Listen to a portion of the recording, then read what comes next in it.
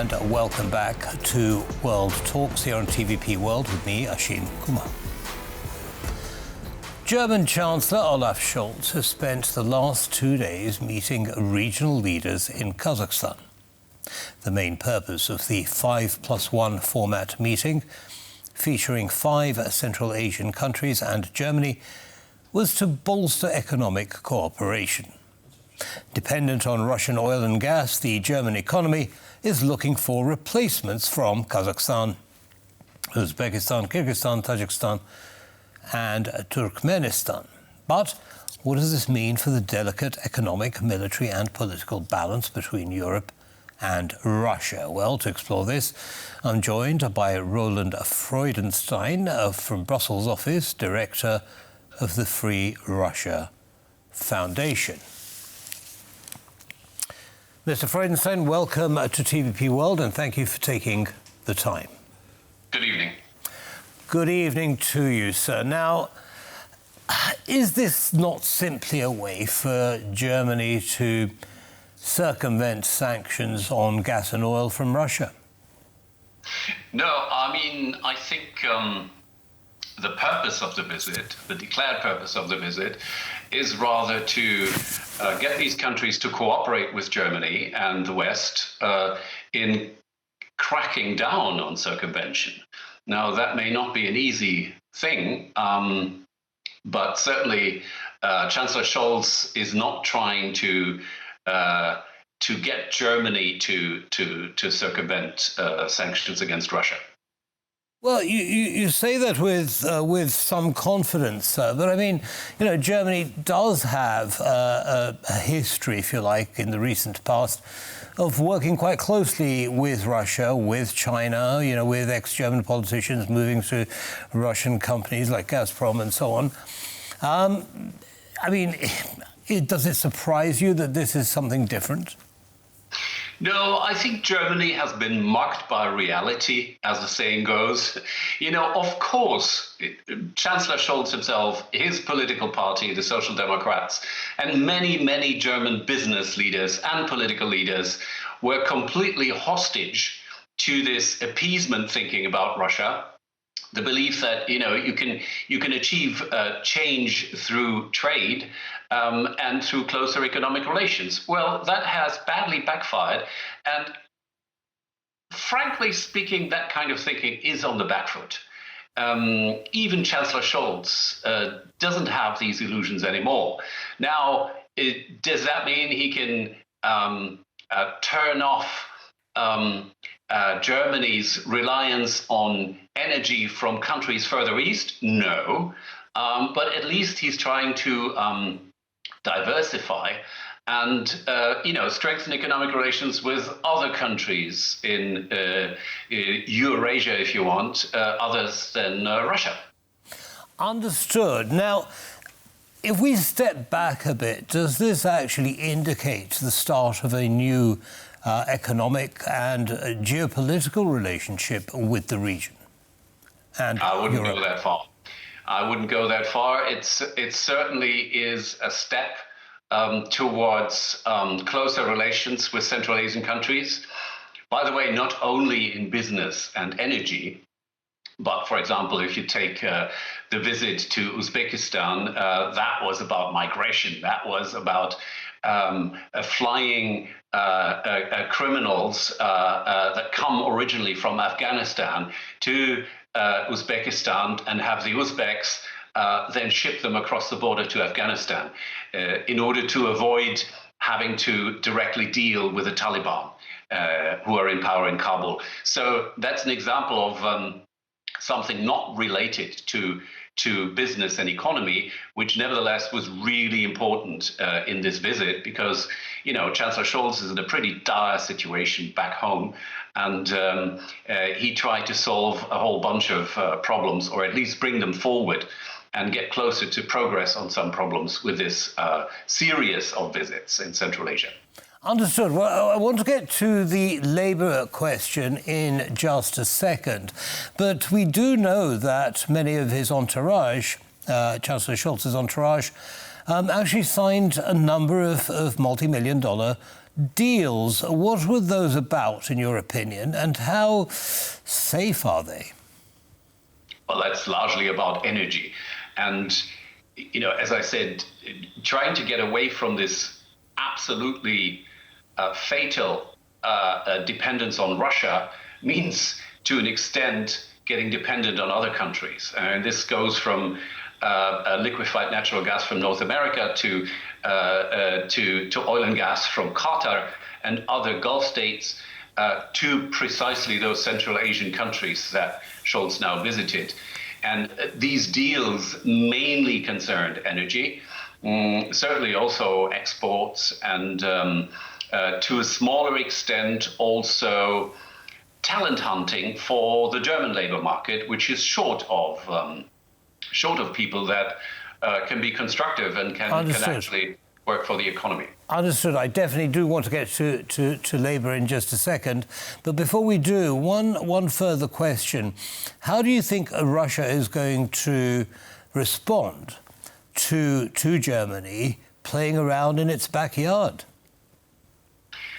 I think Vladimir Vladimirovich Putin has different things on his mind right now than some German business deals with Central Asian countries. Again, this is no strategic shift. There is nothing sensationally new about this relationship. EU member states have been cultivating relations with Central Asia for some time. I think this will increase in the future, but I don't think that the intensity of deals that we've seen here or in the last couple of years will be anything that seriously disturbs the sleep of President Putin. Well, not yet, but it could evolve into something a bit more influential than it is now. But as you say, we shall see. Now, going to the labour market, you mentioned talent hunting for skills that are required in Germany. Now, Germany, of course, has a number of workers from other countries. Turkey and Poland come to mind. Are these people likely to replace those, or are they likely to supplement them? No, supplement. Germany generally has a shortage of labor, and this concerns all levels of the labor market, from very sophisticated to people in sales personnel in stores and nurses in hospitals. So we really need labor, but we need people that, as I said, are constructive, want to work, are ambitious, want to learn, and want to integrate. And what we don't need is criminals. Sorry to put it so bluntly. That's why, this a part of deporting people that have become criminals in Germany is such an important part of Germany's relations with countries of origin for those people, or with their neighbors, in the case of Afghanistan and Uzbekistan.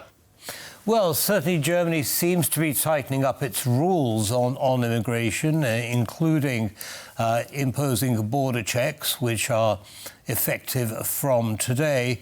Do we see then a major repatriation of people from other countries who've committed crimes in Germany? And how are those countries from which they came going to respond? Are they going to accept them back with open arms? What's the deal there? That depends on which country we're talking about. It's certainly not easy, but we have countries that are more constructive in accepting them back, possibly for improvements in relations in other areas, whatever, trade, investment, and so on. And we've got countries that are rather not constructive, such as, for example, Afghanistan. But there are workarounds in that case as well, as we have seen. Now, the repatriations, that's something that Olaf Scholz personally announced already a year ago. He says, we're going to repatriate in massive style, and nothing happened. Now, like in every complicated country, things are complicated. In Germany, with its federal system, it's not like the federal government in Berlin can decide everything. There is a very intricate relationship and cooperation necessary between the federal government and the regional governments in the federal states. So that has not worked.